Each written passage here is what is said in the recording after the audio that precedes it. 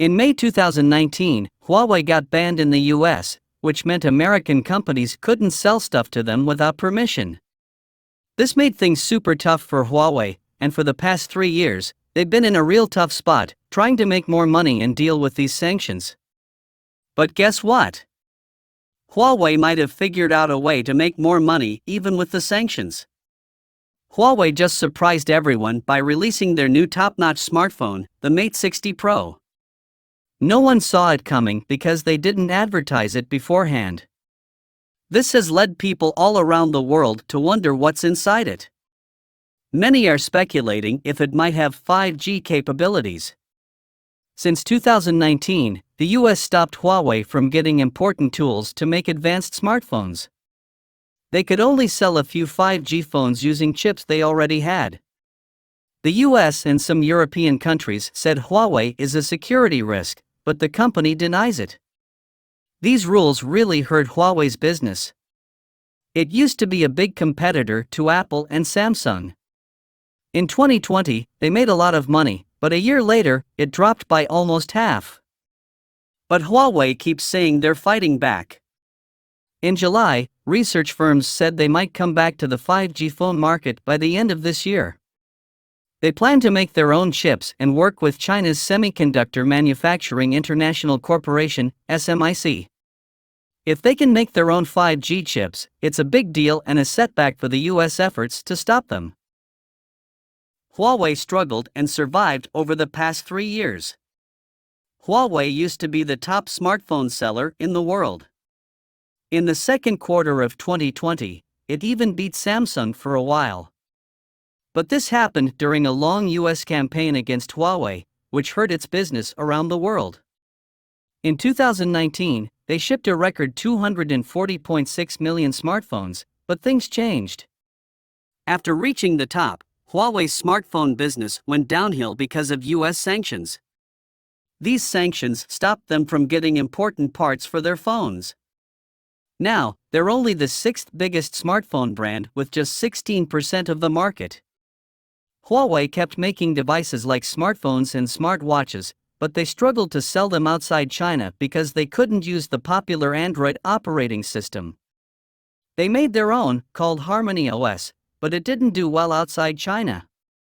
To make things worse, the US convinced some countries, like the UK, Canada, Denmark, Sweden, Estonia, Latvia, and Lithuania, to ban Huawei from their new 5G networks. Huawei's smartphone sales dropped, and they mostly sold older 4G phones last year. But in China, they still had a 10% market share in the first quarter of this year. Now, Huawei is planning to come back to the 5G smartphone business by the end of this year, even though the US has banned them from selling certain equipment. What's the big deal about Huawei Mate 60 Pro? In a surprising move, Huawei caught everyone's attention when they unveiled their new Mate 60 Pro smartphone on August 30th. This announcement caused quite a stir in the world of technology and sent ripples throughout the semiconductor industry. The release was wrapped in secrecy, adding an air of intrigue to the whole affair. Many tech enthusiasts and experts have been left speculating about what this new device brings to the table. One major question on everyone's minds is whether the Mate 60 Pro is equipped with 5G capabilities. Huawei has been tight-lipped about this aspect, only describing the smartphone as the most powerful Mate model ever. This silence has only fueled curiosity further. What has intensified the curiosity is the reaction of buyers who got their hands on the Mate 60 Pro.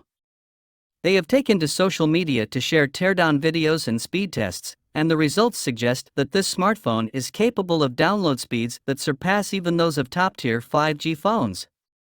This development raises questions about whether the Mate 60 Pro may be competing in a similar league as 5G-enabled devices.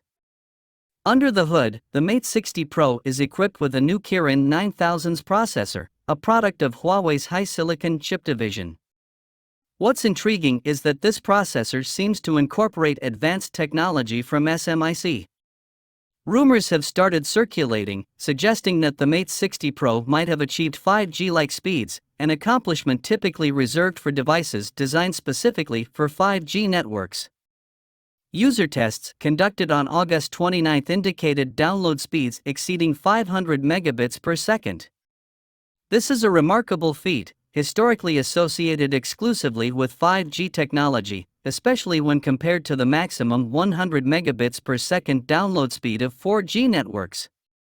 Adding to the mystery and allure of the Mate 60 Pro is its support for satellite calls and satellite information editing. This unique feature further adds to the intrigue surrounding Huawei's latest offering.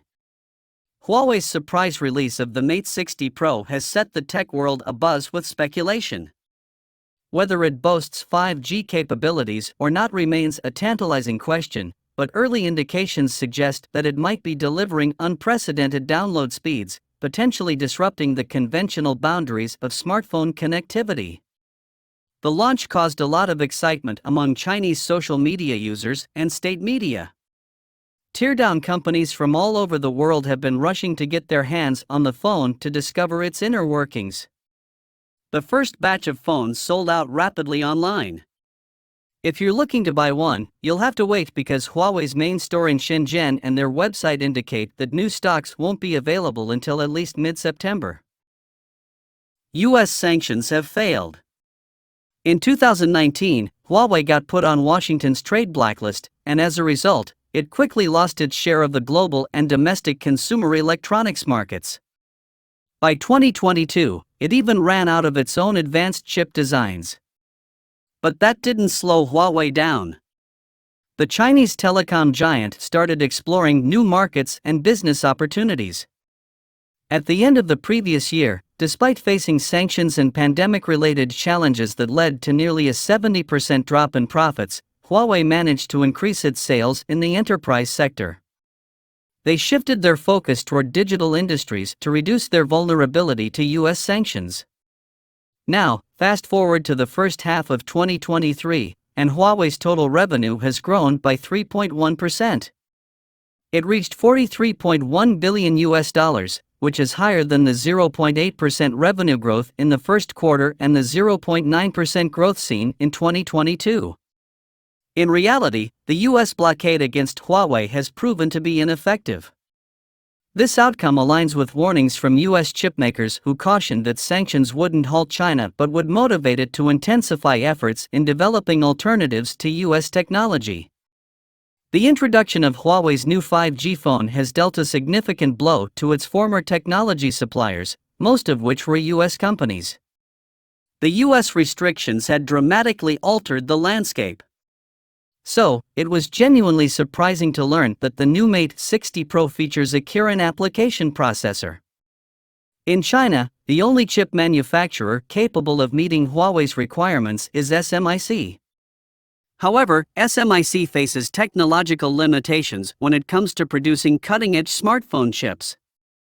They are hindered by the inability to import the necessary extreme ultraviolet lithography machine required for creating circuit patterns on a very thin silicon wafer, a key step in producing chipsets that can compete with those from TSMC and Samsung. For instance, the upcoming iPhone 15 Pro models will be powered by chips made using a 3nm process node, marking a significant technological advancement.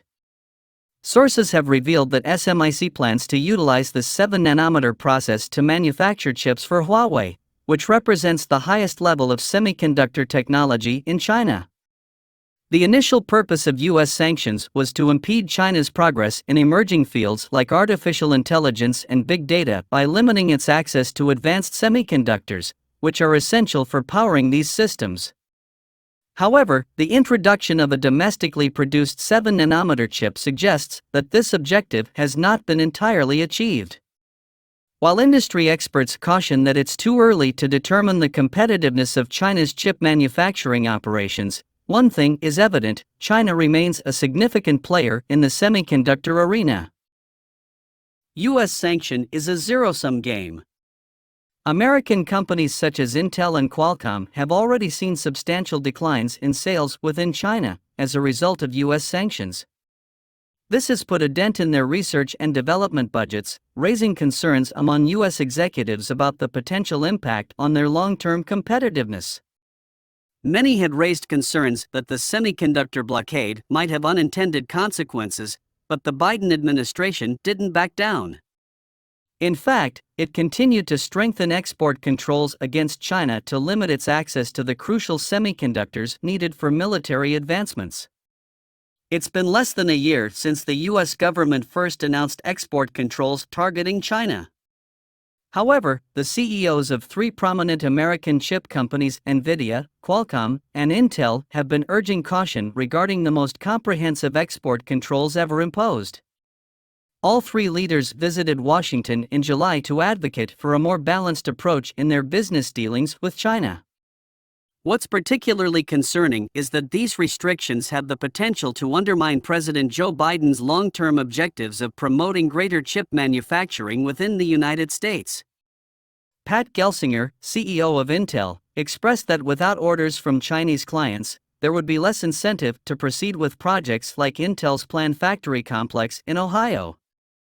Pat Gelsinger, Jensen Huang from NVIDIA, and Cristiano Amon from Qualcomm all cautioned that export controls could jeopardize the United States' leadership in the industry. While the Biden administration listened to their concerns, no specific commitments were made. One of the most notable consequences of limiting China's access to cutting-edge technology is the direct loss of substantial revenue for American chip companies. This revenue loss hinders the funding of the multi-billion-dollar projects that the CHIPS Act was intended to encourage. In essence, it becomes counterproductive for the United States. That's why the U.S. sanctions are seen as a lose-lose situation. Trade wars typically result in no clear winners, and when exports are restricted, it's detrimental for all parties involved.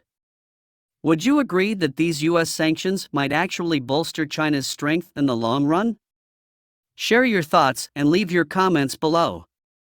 If you like what you watch, hit the like button to show your support. More importantly, subscribe to this channel so that you will receive more interesting videos about the happenings in Asia.